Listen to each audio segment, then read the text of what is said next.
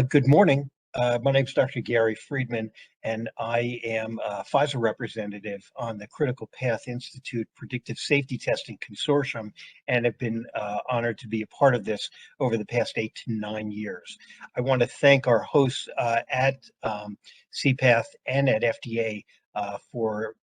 giving me the opportunity to speak today. And I'm speaking to you at the end of a series of presentations, and everybody has been kind enough to set the table for me so we can look a bit into the future of where we see potential opportunities to advance the growth of the use of these biomarkers.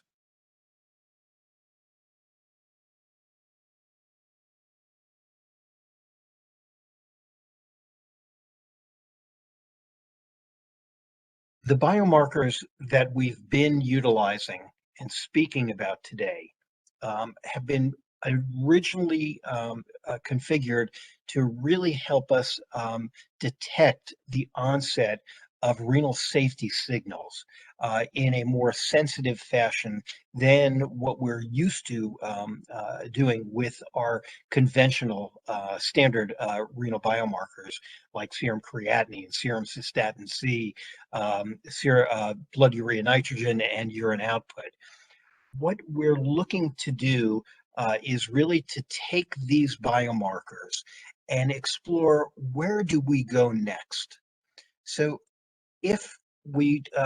begin with the initial context of use for which the biomarkers have been developed, and that very, very specific use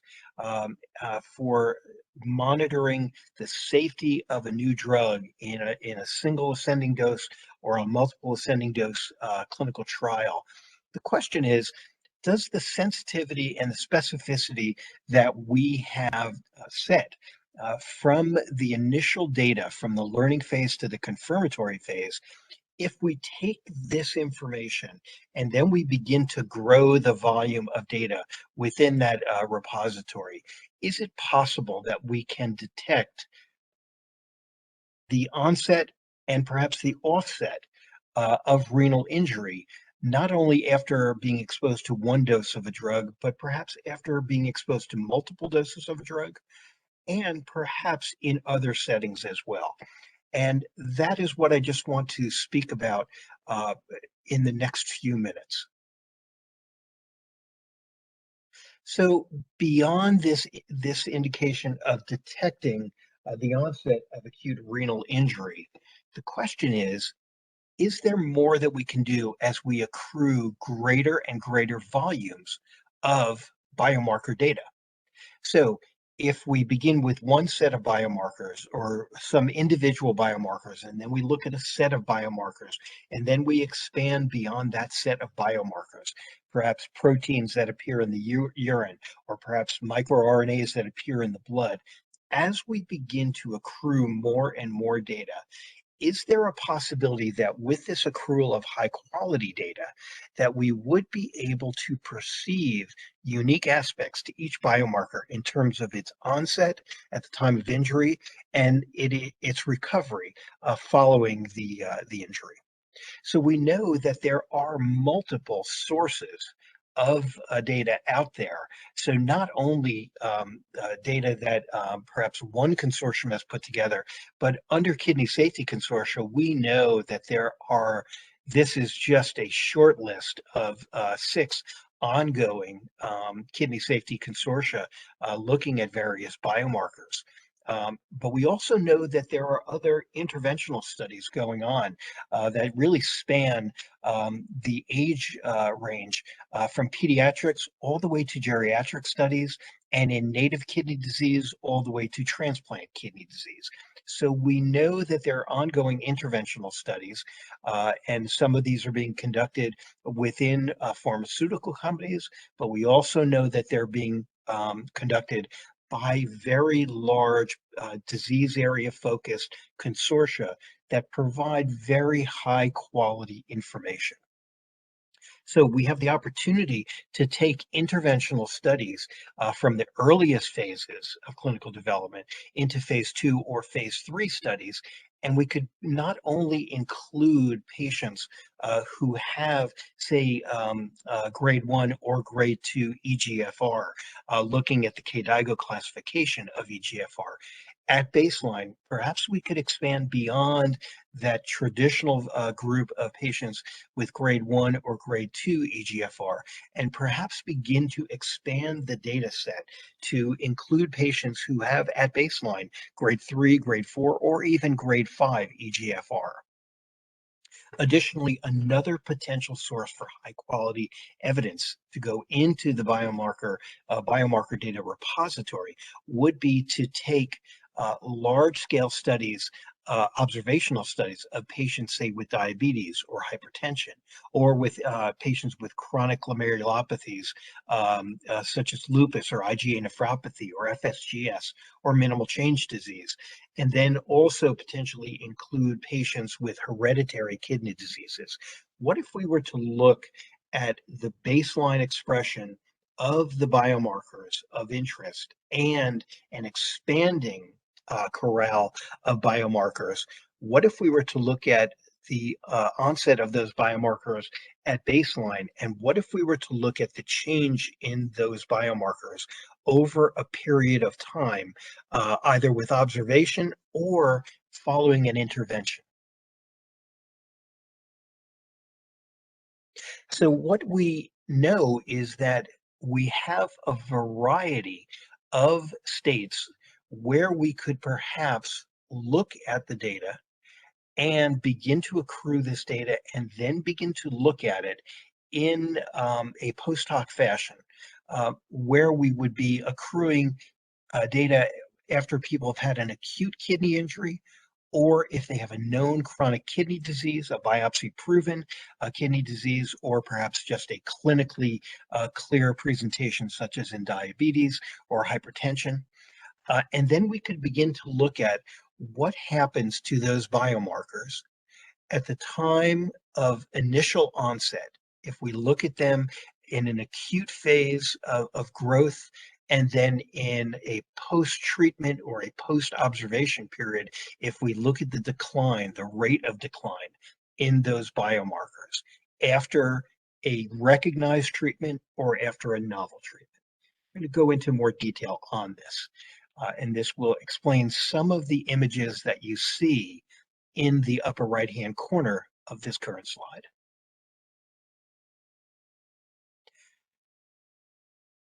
We know from looking at best fit curves, we know that the idealized version of the time of onset or the time to peak, a growth phase, for any biomarker can appear to just as you see here on the left-hand side. So you can see a slow rise in the rate of onset of that biomarker, and you can see it going from what it was prior to treatment all the way to what it was at its peak value. And then on the left-hand side, this idealized version shows what happens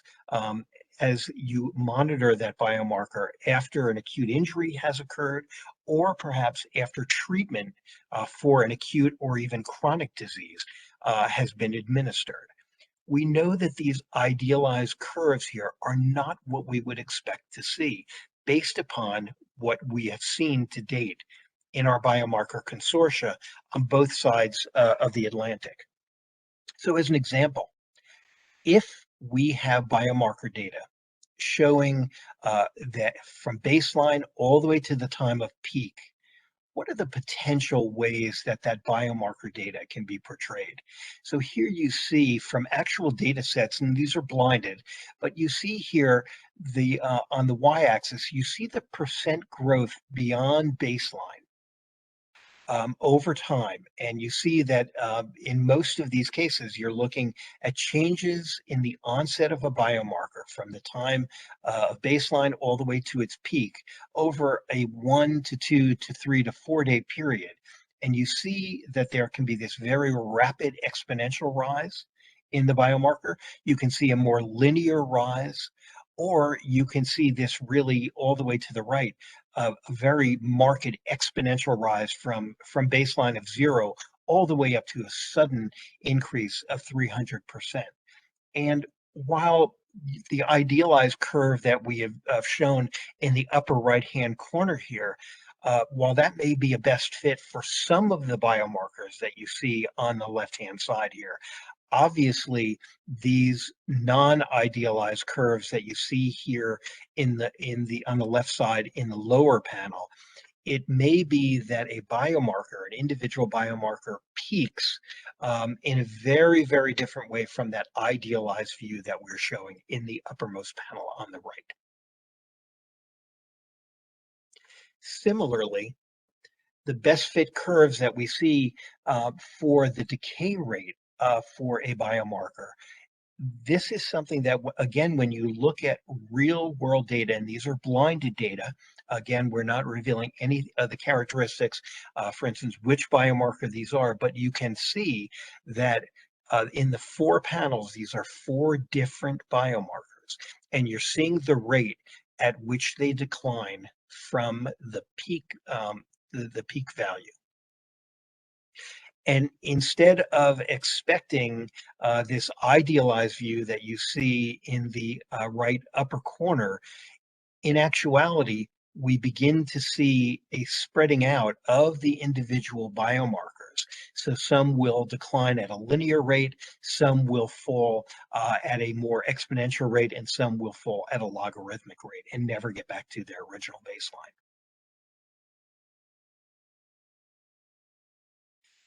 These decay curves that we just showed in the previous panel, we want to highlight for a moment 2 potential uses of this information. So if you look all the way on the left side at the blue colored text, you could be looking at a biomarker, biomarker 1, 2, 3, or 4, or it could go up to as many as are in a panel of biomarkers. You could look at the best fit curve for each of the individual biomarkers. Again, the text is blue highlighted, and you watch at the rate at which they fall from the peak down to baseline, or if they don't return to baseline, as close as they do return to baseline, you can actually calculate, you can actually measure the half-lives for their return to baseline or return to a new baseline. There is another opportunity to look at data that are portrayed in this fashion. It may be that instead of each one of these curves representing an individual biomarker, you could, looking at the composite measure of a panel of biomarkers, you could classify these biomarker panels. Say one came from a consortium, another came from a meta-analysis of external literature, or from one or multiple academic centers, or from one or more pharmaceutical companies. It is possible that these curves that we have looked at as the decay curve of an individual biomarker could also fit a panel of biomarkers. So you could have various consortia or pharma, their cluster of 2 or 3 or 10 biomarkers. You could see how their performance fit one or more of these curves. And the importance of this is that we could be looking in response to exposure to a potential nephrotoxicant. So this could be a known nephrotoxicant, say in a patient who has a malignancy and they're exposed to, say, cisplatin, or in the case of somebody with an infectious disease where they require treatment with an aminoglycoside because of multi-drug resistance. So here you can see that each of these curves, colored in the blue, the light blue to salmon, to green to the purplish blue, this could represent the offset of a standard biomarker. So for instance, in looking at urinary albumin or urine total protein, we know that that tends to be a more linear decline over time when you look at best fit curves. There are, however, if you look at the purplish blue curve here, the lowest curve, these are biomarkers where you could see a more rapid, a more steep exponential decline in that biomarker. And then in between, you might have biomarkers that perform very similar to albumin and total protein, or in the green curve, you might have biomarkers that perform or that decay at a rate that is intermediate between standard biomarkers and these accelerated sort of maximal rate of change decay biomarkers. That same set of curves may also fit what it is we observe when an individual biomarker or a panel of biomarkers are looked at over time. So we know that we can have populations of patients with any one of the disease states we showed on one of the earlier slides. So whether it's diabetic nephropathy or hypertensive nephropathy or lupus or IgA nephropathy and so on. We know that there are currently applied standard therapies, such as corticosteroids, so that it may be that if we measure at baseline what the biomarkers were, and we then establish what is the peak value that we see in an individual patient, we can then look at the change in those biomarkers in terms of the full change from baseline after administering corticosteroids or administering an anti-proliferative agent or after treating with a monoclonal antibody that we know has efficacy in that disease state. We can begin to move into a more advanced state so we can then be able to say, okay, with these standard 3 therapies, that light blue line, the orange salmon line, the green line, what if there were a novel therapeutic that showed a more robust, rapid decline in a biomarker? Could this potentially become a way to evaluate and perhaps even approve a therapeutic as potentially of greater efficacy compared to standard of care? So similar curves to evaluate the impact on a biomarker, time to rise, time to grow, and then time to decay, and similar use of these curves to show the impact of one therapeutic versus another standard of care versus a novel therapeutic intervention. I truly appreciate this opportunity to hypothesize based upon all of the information that our colleagues who have spoken before earlier this morning, based upon what they have presented. So we know that where we are in this current state with a biomarker data repository growing in terms of the information that is present, knowing the high quality of that data, because we know the clinical information as well as information about the assay used for each individual biomarker. We also know that we have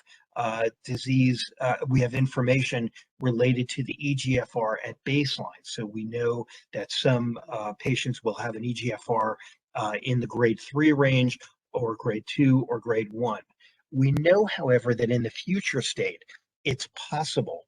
with contributors adding in their data. We know that we can expand beyond participants who have a baseline EGFR in the grade 1 or grade 2 region. We know that we could include more and more patients in that grade 2 to grade 5 region at baseline and monitor how those data change over time. This will give us a chance that so that as the biomarker data repository grows in its volume of data, it would allow us to reinterrogate data so we could look at sensitivities and specificities and then look at these in patients who have no baseline renal disease versus patients who do have grade 2 or 3 or 4 or grade 5 EGFR at baseline. With the accrual of these data, whether they are in acute kidney injury or in chronic kidney disease patients. We know that as we look at and we interrogate the growth phase of the biomarker data and the decay phase of the biomarker data, we know that there are likely to be discoveries that we can only hypothesize right now.